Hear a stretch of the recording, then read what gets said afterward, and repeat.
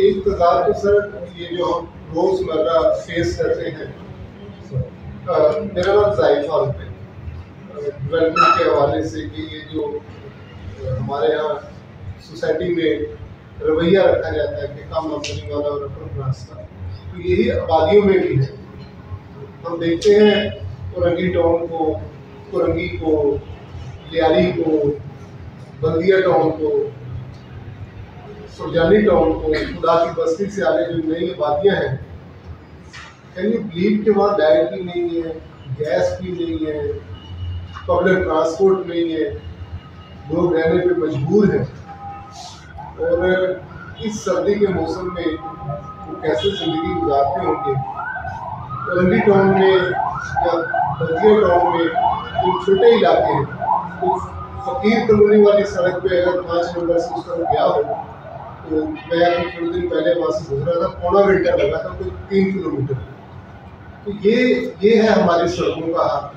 लेकिन कराची की इंतज़ामिया या पॉलिटिशियन एम.ए. जिना रोड को, शीर मिल्लत रोड को और शारा फैसल को डेवलप करके ये समझते हैं कि कराची मेगा सिटी है, इंटरनेशनल सिटी है, यहाँ पे लोगों को बहुत अच्छी सहूलियात है।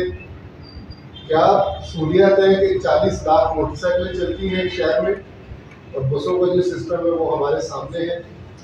अब देखते हैं, सुना है कि कुछ बेहतरी सूरत आने वाली है। वो भी एक मुकाबला है कि एक पार्टी ने भी ग्रीन लाइन का इफ्तिताह करना है और दूसरी पार्टी कह रही है कि कोई 5000 बसें अप्रैल तक हम सड़कों पे लाएंगे। तो देखते हैं, लोकल बॉडी का इलेक्शन है, ये खाली इस हद तक है कि लोकल बॉडी के इलेक्शन में अपने आप को सामने लाने का है, या बाकी ही कराची वालों को कुछ सड़क पे बसें नजर आएंगी। तो इसमें हमेशा नजरअंदाज जो किया जाता है, जिनके पास वसाइल कम है उसी तबके को मजीद दबाया जाता है। महंगाई उसके लिए बहुत ज़्यादा होती है जिसके पास पहले ही 1 किलो आटा खरीदने की ताकत होती है। जो 10 किलो या 1 बोरी आटा खरीदता है उसके पास इतनी महंगाई नहीं होती है, लेकिन 1 किलो वाले को, आधा किलो वाले को जो ऑयल खरीदता है वो हमें पता है उनकी मुश्किल का सामना करता है। तो ये डेवलपमेंट के जो हमारे इदारे हैं, ये भी हमारे यहाँ तजाद का शिकार है कि जिन इलाकों को ज़्यादा तरजीह देनी चाहिए, प्रायोरिटी देनी चाहिए, जिन तबकात को हमें सहूलियत देनी चाहिए, वो समझते हैं कि हमने इन इलाकों को तरक्की देके एक बहुत बड़ा काम किया। ये कमेंट्स का सवाल नहीं है, मैं और बहुत लंबा था।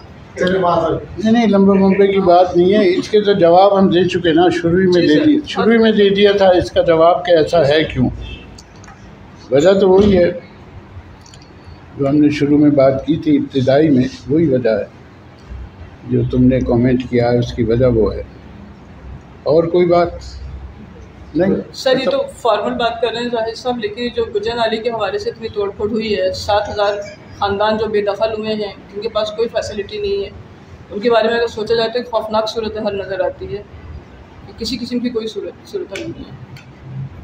देखिए, मसला मेरी पॉइंट ऑफ व्यू तो शुरू से ये रही है।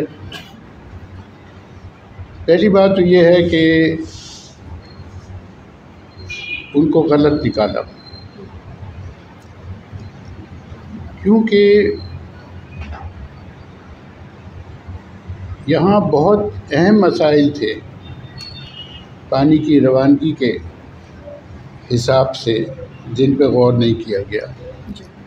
एक तो जब ये पानी सफ़र करता है, पहाड़ियों से आता है, शहर में से बह के जाता है, तो ये सिर्फ नालों में से तो नहीं बहता,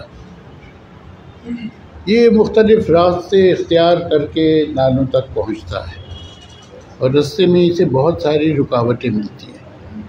सबसे पहले तो उन रुकावटों को हटाएं ताकि ये बह सके। एक बहुत बड़ी रुकावट आपके नॉर्दर्न बाईपास की है, जहाँ एक झील बन जाती है, क्योंकि उसमें से रास्ता नहीं है पानी के निकलने का, उसको इन्होंने नहीं छेड़ा। दूसरी रुकावट इनकी गिजरी की महमूदाबाद नाले की है, जब ये डिफेंस सोसाइटी में पहुंचता है, उसको इन्होंने नहीं छेड़ा।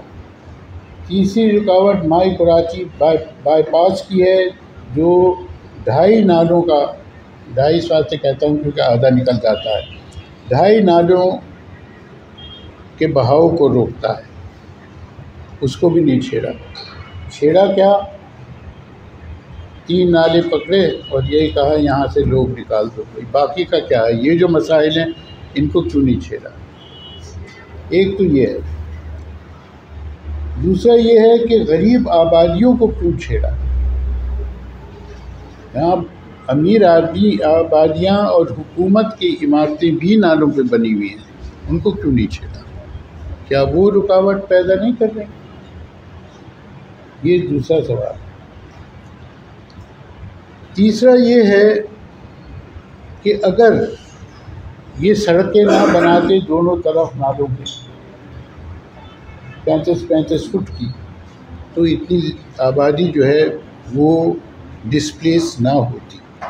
तो इन्होंने ये सड़कें क्यों बनाई, और महमूदाबाद में सड़क के नाले पे सड़क क्यों नहीं बनाई 35 फुट, और इन 2 नालों पे क्यों बनाई। तो मैं आपको वजह बता देता हूँ, आप कुछ समझ जाएंगे। ये जो आपका नाला है गुज्जर नाला, ये शुरू होता है लियारी एक्सप्रेसवे पे और ये ख़त्म होता है जाके नॉर्दर्न बाईपास। चुनांचे ये जो कॉरिडोर है ये रियल एस्टेट डेवलपमेंट के लिए बेहतरीन मकाम है। तो यहाँ से लोगों को निकाल दो, उसके बाद प्रेशर डालो लोगों पे कि वो बेच के यहाँ से निकलें, और ये सारे आपके डेवलपर्स जो हैं यहाँ आके कंस्ट्रक्शन करेंगे, इन लोगों को डिस्प्लेस करेंगे। आपका दूसरा जो नाला है उरंगी का, वो RCD हाईवे से शुरू होता है और वो फिर जाकर लियारी एक्सप्रेसवे से मिलता है। दोनों अहम शाहराहें हैं, वहाँ भी रियल एस्टेट डेवलपमेंट जो है बहुत कामयाबी से की जा सकती है। तो ये वजूहात हैं, वरना और नाले तो और भी हैं, जगहें और भी हैं शहर के अंदर हैं जहाँ पानी रोका जा रहा है। आपका जो सोल्जर बाज़ार ड्रेन है उसमें तो बहुत सारी तामीरात हैं जो पानी रोक रही हैं, उसको कोई नहीं छेड़ता। तो ये भी उसी तबकाती तज़ाद का झगड़ा है और नतीजा है जिसका हमने सबसे पहले ज़िक्र किया था। तो अच्छा, अब अगर आप इन लोगों को, हमारी जुडिशरी जो है ना वो भी अजीब व गरीब है, हमारी जो अदालतें हैं, उन्होंने कहा कि इनको गिरा दो और फिर कहा कि इनको रिहैबिलिटेट कर दो। अरे भाई, रिहैबिलिटेशन तो जब तय होता, जब उनसे गिराने से पहले तय होता, बाद में थोड़ी तय होता है। अब लगेंगे 4 साल रिहैबिलिटेट होने में, अगर होते हैं, जब तक गुर्बत इन्हें खा जाएगी।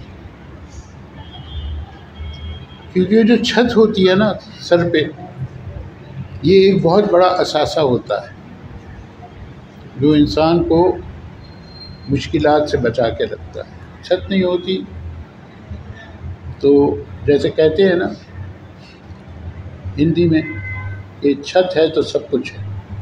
ये सही है ये बात, छत नहीं है तो कुछ नहीं। अब ये छत कहाँ से लाएंगे जिनको आपने निकाल दिया? कहीं से नहीं ला सकते, ये धक्के खाएंगे, कर्जे में डूबेंगे, बच्चे इनके स्कूल नहीं जा सकेंगे। अब इस बारे में, बच्चों की स्कूलिंग के बारे में मैं आपको एक लतीफ़ा कह लें उसको, हालांकि बहुत अफसोस की बात है जो मैं बताने जा रहा हूँ। जब ये लियारी एक्सप्रेसवे की तामीर हो रही थी और लोगों को वहाँ से निकाला जा रहा था, तो क्या नाम था उनका? नहीं, वो जो हमारे कमिश्नर साहब थे, शफीक पराचा साहब जो हैं, बहुत मशहूर ब्यूरोक्रेट थे, वो इंचार्ज। मैंने उनसे जाके कहा कि प्राचा साहब, आपको पता है कि कहते हैं कि तकरीबन 3000 बच्चे जो हैं वो अपने इम्तिहान नहीं दे सकेंगे इस गिराने के नतीजे में। तो वो अपना सर पकड़ के गए, कहने लगे ये तो बहुत बुरी बात है, बहुत बुरी बात है, बड़ा जुल्म हुआ है। फिर कहने लगे इसका मतलब ये है कि आइंदा से हम फाइनल इम्तिहानों के बाद ही गिराया करेंगे। ये नहीं कहा कि नहीं गिराएंगे, नहीं तो फाइनल इम्तिहानों के बाद ही गिराएंगे। तो अब जब सोच इस किस्म की हो तो आप मुझे बताइए कि आपको कहाँ से रिलीफ मिलेगा इस निज़ाम में।